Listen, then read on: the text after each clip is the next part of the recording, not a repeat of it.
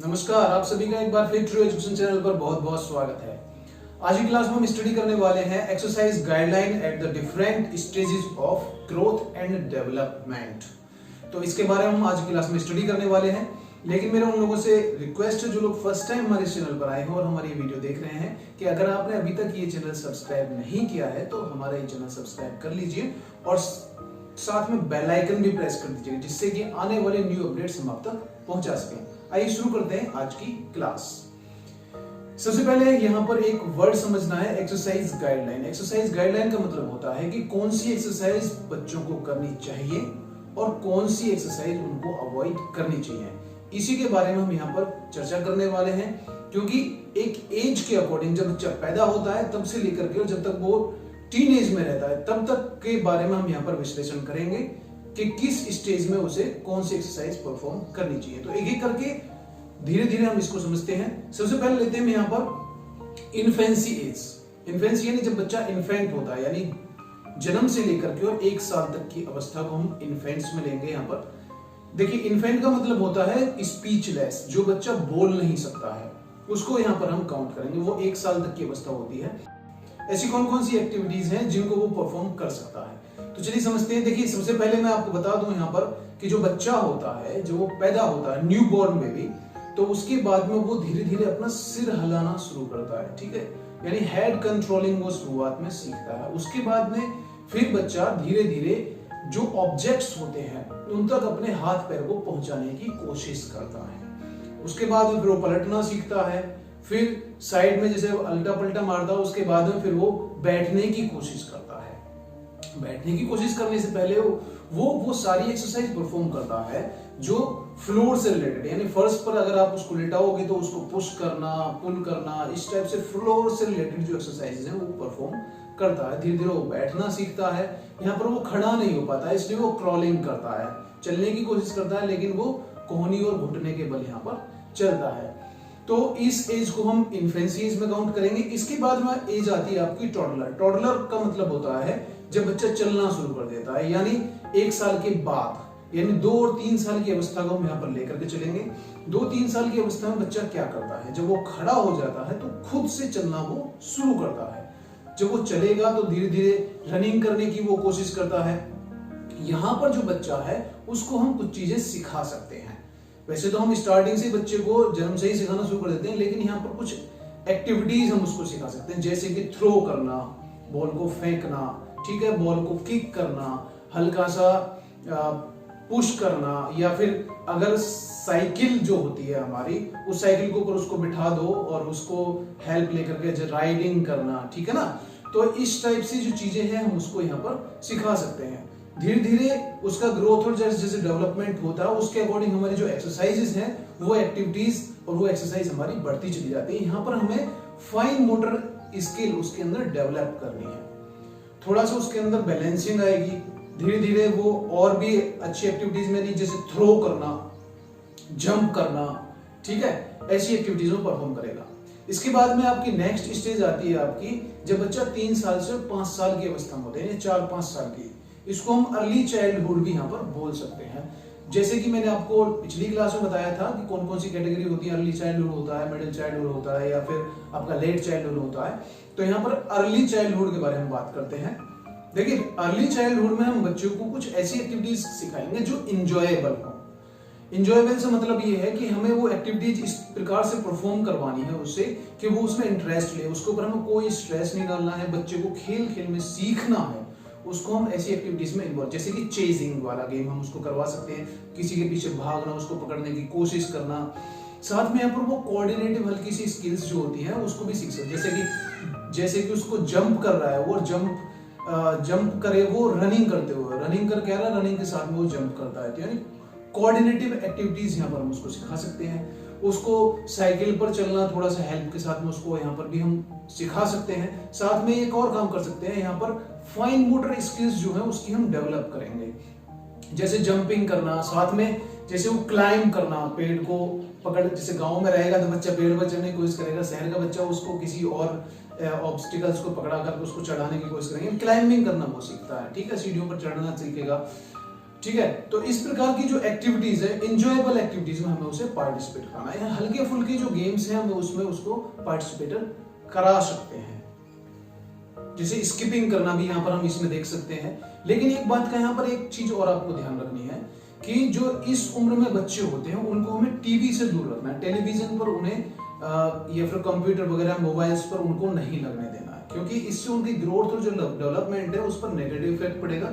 क्योंकि इस एज में बच्चे जैसे कार्टून्स वगैरह देखना, उनमें अपना बहुत ज्यादा टाइम वेस्ट कर देते हैं, जिससे कि उनकी जो फिजिकल एक्टिविटीज है वो कहीं ना कहीं रुक जाती है। तो हमें उनका एक टाइम टेबल सेट करना है कि जैसे कि आधा घंटा वो सिर्फ टीवी देखेंगे या फिर मोबाइल पर वो गेम खिलाना है। तो हालांकि मोबाइल से तो दूर ही रहे, लेकिन टीवी में जैसे आधा घंटा उसको दे सकते हैं, आधा आधा घंटे का पूरे दिन में 2 शिफ्ट में उसका टाइम डिवाइड कर सकते हैं। तो इस तरीके से हमें टीवी से उसको बचा के रखना है। फिजिकल एक्टिविटीज में ज्यादा से ज्यादा हमें उसको इन्वॉल्व करना है। नेक्स्ट आती है आपकी middle childhood age. Middle childhood age से मतलब है हमारा 5 साल से और 8 साल की अवस्था।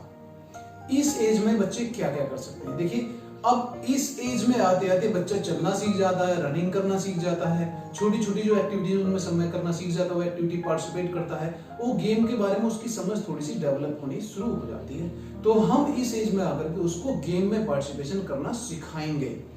उसके अंदर कंपटीशन की भावना नहीं लेकर के आनी है, लेकिन कॉम्पिटिटिव टाइप से उसे सिखाना जरूर है कि जैसे कि अपने साथ के जो बच्चे हैं उनको वो उनके साथ थोड़ा सा कंपटीशन कर सके। लेकिन यहाँ पर उसके अंदर कंपटीशन की भावना नहीं लेकर के आनी है, क्योंकि हमें कोई स्ट्रेस उसको ऊपर नहीं डालना है। उसे मैक्सिमम गेम्स में जो कि उस एज के अकॉर्डिंग है उनको पार्टिसिपेट कराना है, ना कि उसको कंपटीशन में लेकर के जाना है। यहाँ पर हम उसे उस टाइप की एक्टिविटीज करा सकते हैं जैसे कि शॉर्ट डिस्टेंस रनिंग करवाना, या फिर कम से कम 1 घंटे एक्सरसाइज में हमें उसे इन्वॉल्व करके रखना है। कोई भी और फिजिकल एक्टिविटीज हो सकती हैं, गेम्स हो सकते हैं, उससे ज्यादा भी हम उसको एक्सरसाइज करा सकते हैं। यानी 1 घंटा तो करवाना ही करवाना है, जिससे कि उसका ग्रोथ और डेवलपमेंट ठीक से हो सके।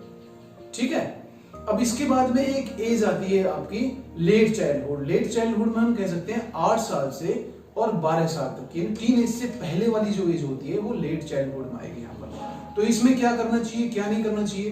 देखिए, इस एज में आते आते ना हम बच्चे के अंदर थोड़ा सा कोऑर्डिनेटिव जो एक्सरसाइज है उसका लेवल बढ़ा देते हैं। यानी उसके अंदर जो है अपनी बॉडी को कंट्रोल करना और बॉडी में थोड़ी सी स्ट्रेंथ जो है डेवलप करना, इस टाइप की जो एक्टिविटीज है उसे हमें परफॉर्म करानी है और गेम्स के बारे में प्रॉपर नॉलेज उसको देनी है। और इस उम्र में आते आते हम उसको जैसे कि रिदमिक जिम्नास्टिक हो गया, इस टाइप की जो एक्टिविटीज है, हल्का फुल्का स्विमिंग हो गया, इसमें हम उसको इन्वॉल्व कर सकते हैं। लेकिन यहाँ पर एक चीज ध्यान रखनी है कि उसको ऐसी एक्सरसाइज नहीं करानी जिसमें एंडोरेंस का यूज होता हो, यानी एंडोरेंस से रिलेटेड एक्सरसाइज यहाँ पर नहीं करानी है।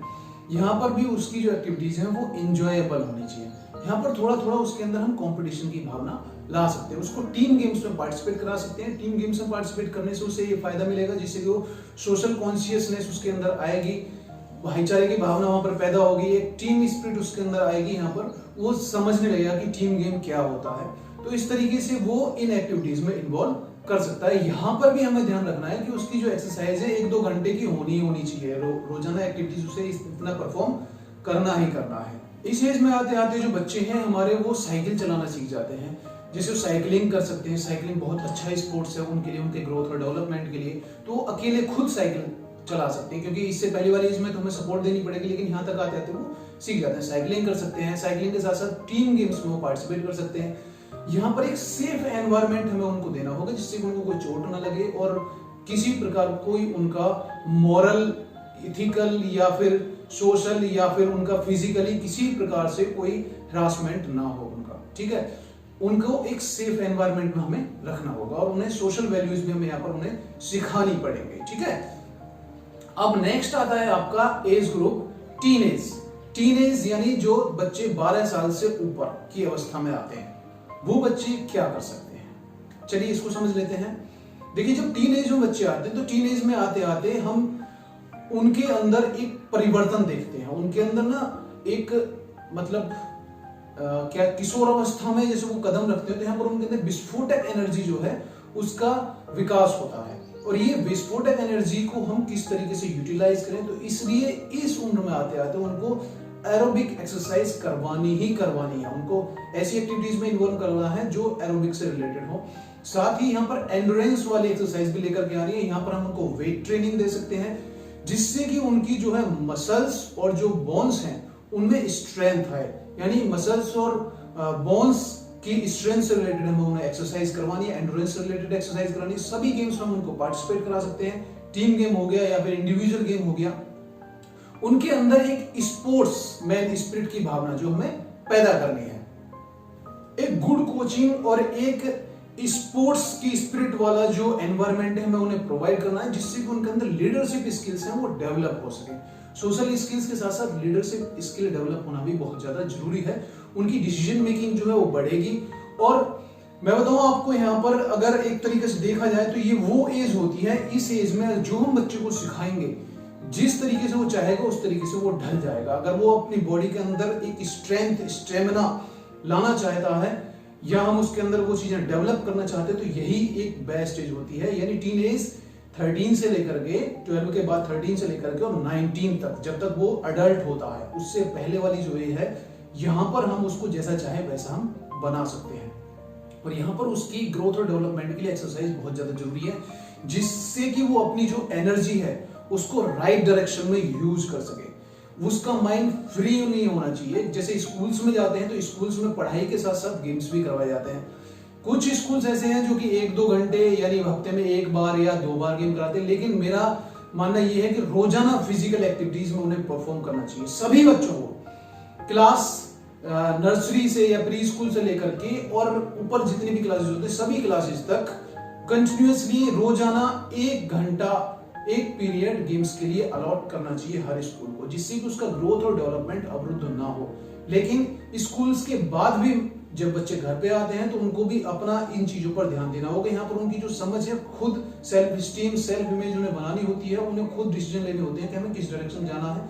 अपने जो बड़े एल्डर्स हैं उनसे वो गाइडलाइन ले सकते हैं और उनके अकॉर्डिंग वो चल सकते हैं। एक उनको सेफ एनवायरनमेंट देना है, एक स्पोर्ट्स वाला एनवायरनमेंट हमें उनको देना है और सारी एक्टिविटीज हम उनको करा सकते हैं। ठीक है, ये था आज का हमारा बच्चों से रिलेटेड कि यानी किस किस एज में उन्हें कौन कौन सी चीजें परफॉर्म करनी है, कौन कौन सी एक्सरसाइज अवॉइड करनी है, कौन सी एक्सरसाइज उन्हें करनी है, कौन से स्पोर्ट्स में उन्हें पार्टिसिपेट करना है और कौन से में नहीं पार्टिसिपेट करना है।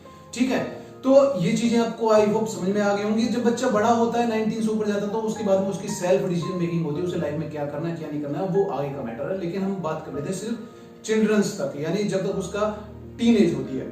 इसके बाद में हम नेक्स्ट टॉपिक जो पढ़ने वाले हैं उसके बारे में आपको थोड़ा सा इंफॉर्मेशन दे देता हूं। जो हमारा नेक्स्ट टॉपिक होगा वो हुआ हमारा पोस्चरल डिफॉर्मिटीज, यानी जैसे फ्लैट फुट हो गया या फिर आपका नोकनी हो गया या फिर कमर में कुबड़ापन हो गया, इस तरीके से स्पाइन से रिलेटेड हमारी जो बीमारी होती है, इस प्रकार की जो प्रॉब्लम्स है, पोस्चर डिफॉर्मिटीज हैं, उनके बारे में हम नेक्स्ट क्लास में करेंगे। और साथ में यहाँ पर ये भी देखेंगे, ये भी सीखेंगे कि इन डिफॉर्मिटीज को हम कैसे क्योर कर सकते हैं, कैसे इनसे हम अपनी बॉडी को बचा सकते हैं और कैसे अगर कोई डिफॉर्मिटीज हो चुकी है तो उससे हम उबर कर अपनी बॉडी को एक सही शेप में और सही तरीके से उसको हम मेंटेन कर सकते हैं, हेल्दी और फिट रख सकते हैं। इसके बारे में हम नेक्स्ट क्लास में चर्चा करेंगे। आई होप आज की क्लास आपको समझ में आ गई होगी। जो लोग हमारे चैनल पर फर्स्ट टाइम आए हैं, मेरा उनसे एक बार फिर रिक्वेस्ट है, अगर आपने अभी तक ये चैनल सब्सक्राइब नहीं किया है तो प्लीज इसे सब्सक्राइब कर लीजिए, जिससे कि आने वाले न्यू अपडेट्स हम आप तक पहुंचा सकें। तो चलिए मिलते हैं फिर नेक्स्ट क्लास में ऐसे ही एजुकेशनल टॉपिक के साथ में। तब तक आप स्वस्थ रहिए, फिट रहिए, अपना ध्यान रखिए। Take care, thanks for watching.